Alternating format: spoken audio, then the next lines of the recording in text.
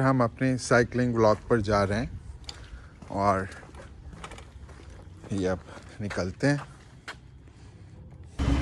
Cycle में हवा डलवा ली है और ये बंदर भी अभी यहीं अब यहाँ से शहर की सीमा खत्म होती है और गांव की शुरुआत होती है इस फ्लाईओवर से।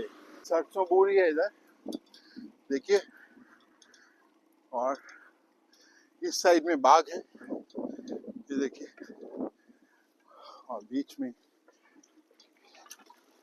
ये पेड़ है। देखिए बागों में मोल भी शुरू हो गया है हल्का हल्का।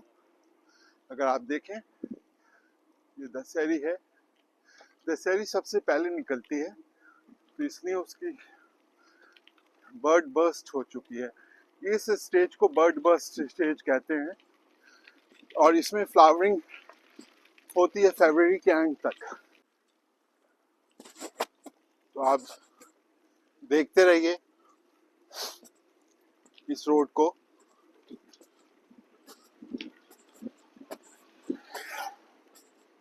करीब 3-4 मिनट में हम अगले पुल तक पहुंचेंगे जो कि यहाँ से 3 किलोमीटर लगभग है। थोड़ा साइकिल का मजा और भी बढ़ जाता है जब आपका रास्ता बहुत खूबसूरत हो और भीड़ भाड़ से बचा हुआ हो।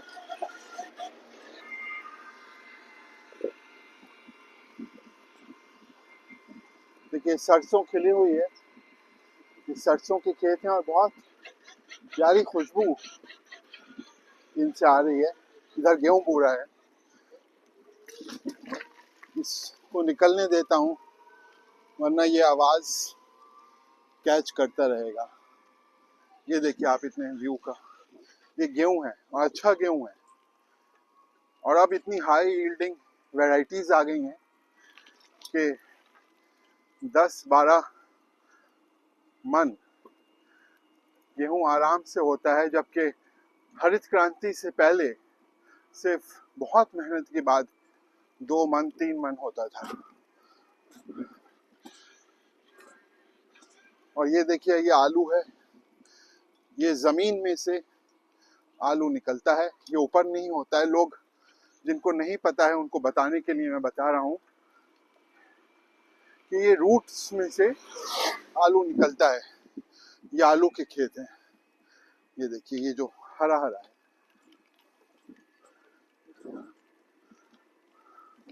आलू का उत्पादन इस क्षेत्र में बहुत होता है। ये देखिए सब आलू की फील्ड्स हैं ये, और ये नीचे उपले पात रखे हैं लोगों ने।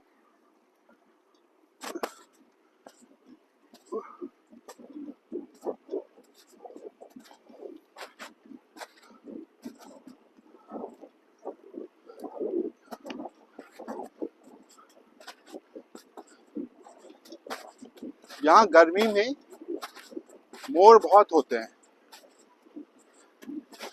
लेकिन न जाने क्यों जाड़े में ठंड में वो कहीं छुप जाते हैं या लेट निकलते हैं।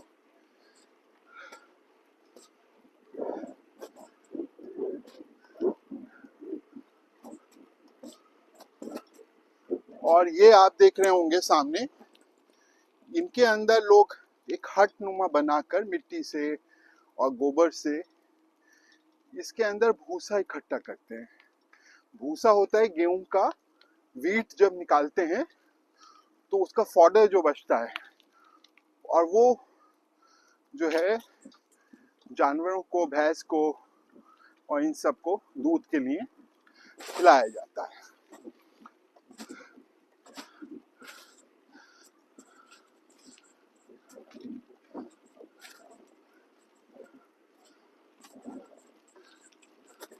देखिए ये पेड़ जो है इसके अंदर जरूर बार्क ईटिंग कैटरपिलर लगा है इनके गुद्दों में, तो ये सूख रहे हैं।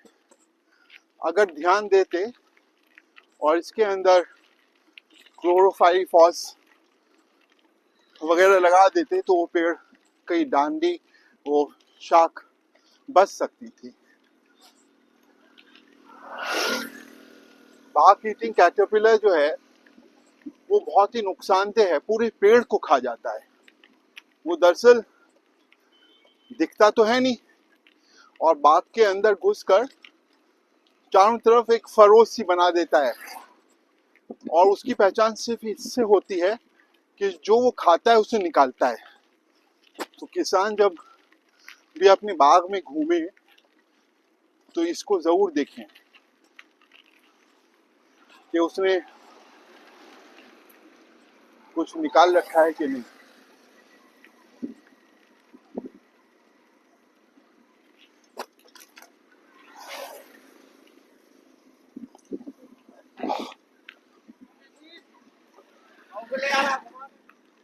अगले पुल पर वो मेरठ हाईवे है जो बहुत 6 लेन है और बहुत अच्छा बन गया है।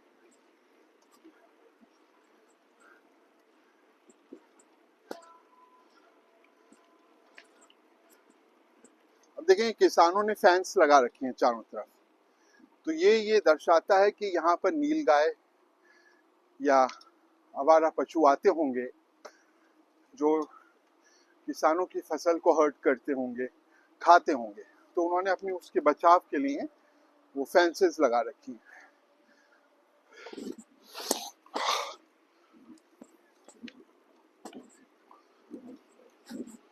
ये देखिए इधर हाईवे चल रहा है, ये देखिए इस साइड में बम्बे के इस साइड में हाईवे है।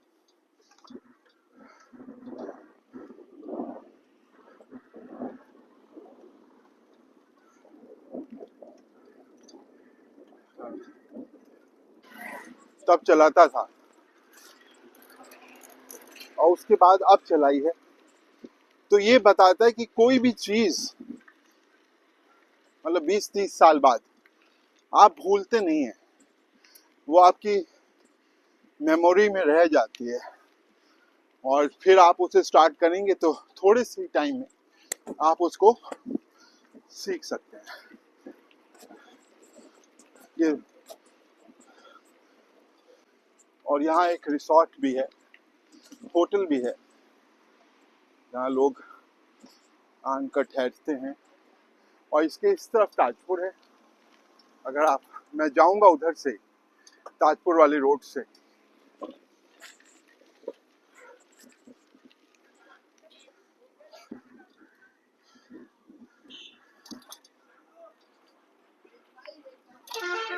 ये शादी की तैयारी हो रही है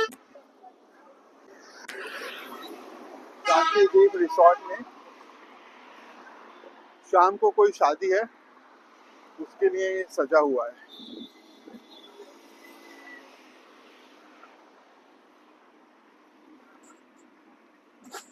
इसको आगे से जब हम टर्न करेंगे तो ताजपुर आएगा, बल्कि राइट साइड में ताजपुर ही है। ये मेरठ हाईवे है। हाईवेज पे आपको बहुत केयरफुल रहना चाहिए। मैं तो खैर यहीं से टर्न हो जाऊंगा।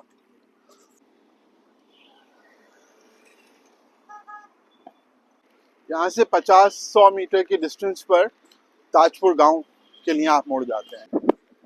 देखिए 8 किलोमीटर हो गया है। इस ताजपुर गांव में सलीम बलोच रहते हैं, वही सलीम बलोच जो धुरंधर फिल्म में थे। वो डकैत बलोच जो थे वो डकैत थे, लेकिन यहाँ पर एक बहुत ही शरीफ इंसान सलीम बलोच रहते हैं जो बहुत सोशल वर्कर हैं और किसान हैं।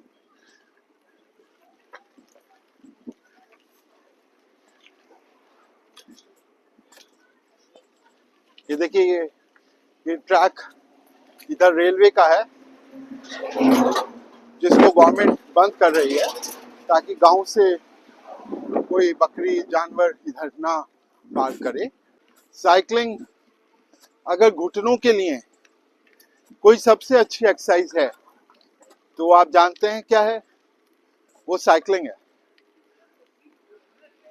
वो इसलिए कि जब आप घुटने चलाते हैं तो इसमें देखिए घुटने हर वक्त चलते हैं और इसमें जो फ्लूइड होता है और ब्लड होता है सप्लाई, वो कार्टिलेजेस तक पहुंचता है और आपके घुटनों को अच्छा करता है। वो 4 यार्ड का कब्रिस्तान भी यही है, जिन्होंने अपनी दोस्ती की खातिर चारों ने जान दे दी थी, जिसका ब्लॉग मैंने बनाया था और वो आप मेरे YouTube चैनल पर देख सकते हैं। देखिए, ये नहीं वो कब्रें, इस ठेले के पीछे देखिए, ये व्लॉग आप लोग देख सकते हैं मेरे YouTube चैनल पर। अब ये एग्रीकल्चर वो आ गया, सरदार वल्लभ भाई पटेल कृषि एवं प्रौद्योगिकी विद्यालय। मैंने जब अपनी खेती स्टार्ट की थी 30 साल पहले, तो यहीं के साइंटिस्ट से मैं मशवरा करके करता था और उसका नतीजा ये हुआ कि गांव में जो पुराने किसान थे, जो पुराने तरीके से फार्मिंग कर रहे थे, वो सब मुझसे कहीं ज्यादा पीछे हो गए। उनकी यील्ड मुझसे बहुत पीछे थी। वो इसलिए कि मैं साइंटिफिक तरीके से इन साइंटिस्ट से पूछकर खेती कर रहा था, क्योंकि मैं तो जानता नहीं था बिल्कुल भी, और किसान पुराने थे तो वो तो अनसाइंटिफिक नॉलेज से जो उन्हें ट्रेडिशनल मिली थी उसके हिसाब से कर रहे थे। और हर किसान को यहाँ के एग्रीकल्चरल साइंटिस्ट से मदद लेनी चाहिए। कि आप नुमाइश ग्राउंड आ गए, यहाँ 1 महीने बाद इतनी रौनक होगी कि आप अब तो साइकिल की बात कर रहे हैं, पैदल भी नहीं चल पाएंगे। 1 डेढ़ महीने बाद जब नुमाइश आएगी तो यहाँ बुलंदशहर ही नहीं बल्कि आसपास नहीं बल्कि दूर दराज इलाके के जिले के जितने गांव हैं वो यहाँ एक बार तो जरूरी आएंगे। और ये ट्रेडिशन आज से नहीं है, ये ट्रेडिशन है करीब 150 वर्ष पुरानी। नुमाइश ग्राउंड में देखिए, मैं एक साइकिल से आपको राउंड दिला देता हूँ नुमाइश ग्राउंड का।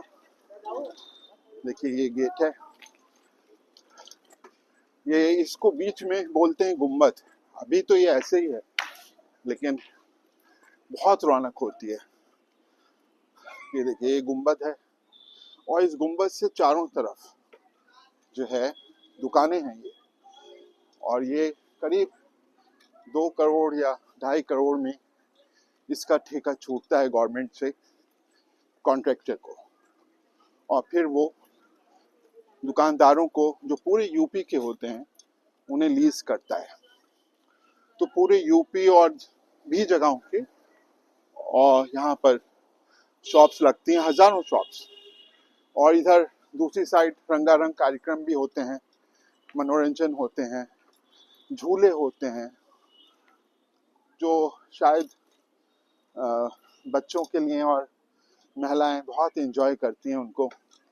और इस बाजार से, यहाँ पर जो बाजार लगता है, वहां पर अगर आप कुछ भी बोलेंगे, इतना तेज माइक्स चलते हैं इस बाजार में। सामने जो है ये पूरा बाजार, यहाँ डांस पार्टी भी लगती है, यहाँ पूरा ग्राउंड झूलों से भरा हुआ होता है। इस टाइम तो जरा ऐसा ही है, लेकिन उस वक्त पूरा यहाँ पर झूलों से और उससे घिरा होता है ये एरिया।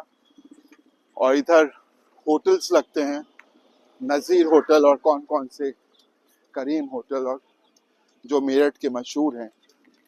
बहुत रौनक रहती है। और विशेष कर कि ये डांस पार्टीज यहाँ पर लगती हैं तो लोग बहुत एंजॉय करते हैं, और बहुत ही लोगों का एम्प्लॉयमेंट भी होता है, रोजगार भी होता है।